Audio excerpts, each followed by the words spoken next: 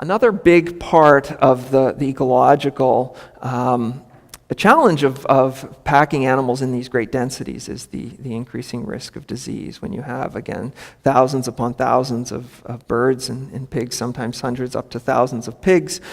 Dairy, again, increasingly industrialized as well. There's increased risks of pathogens spreading amongst dense populations, the filth that's generated by these huge and unnatural concentrations.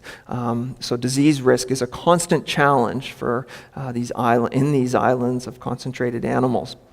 And again, how is this solved? Well, it's never solved.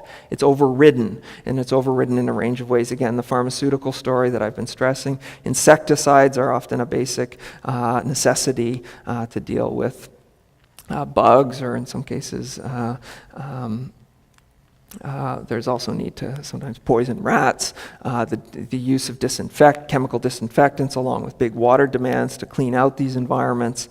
All of these are, again, not part of solving the problem, but managing it on a continual basis. And one of the great risks that this is starting to draw a lot of attention by public health scholars is the long-term risks of pharmaceutical use in these environments, which both in terms of the residues in the food supply, but also the residues in water, and the long-term risk of superbugs innovating, so bugs that become increasingly resistant to antibiotics.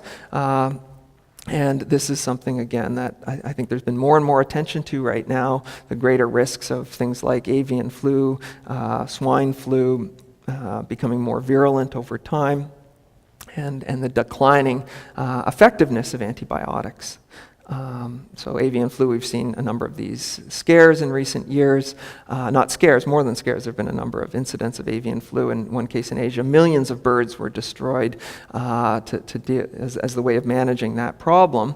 And if you can imagine how I've talked about the violence of the way these environments are managed in terms of animal lives, when animals are worth a small amount at the point of sale. If you can imagine if that at the point going from small low value commodity to something that needs to be disposed of. If you can imagine the sort of conditions with which they were disposed, in some cases buried alive, incinerated in huge fires. Some really gruesome stories of how some of the avian flu outbreaks have been managed in recent years. Again, when you think about low value commodities, as they become an expense to be disposed of, some exceptionally gruesome stories of how that problem is managed.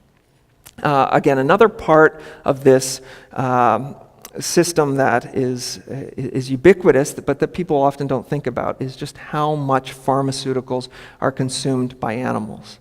About 4 times as much pharmaceuticals are consumed by animals in the United States as are consumed by people. 4 times.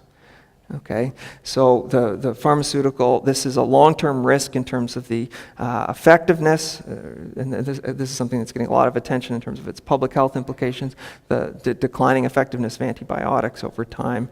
This is a big risk.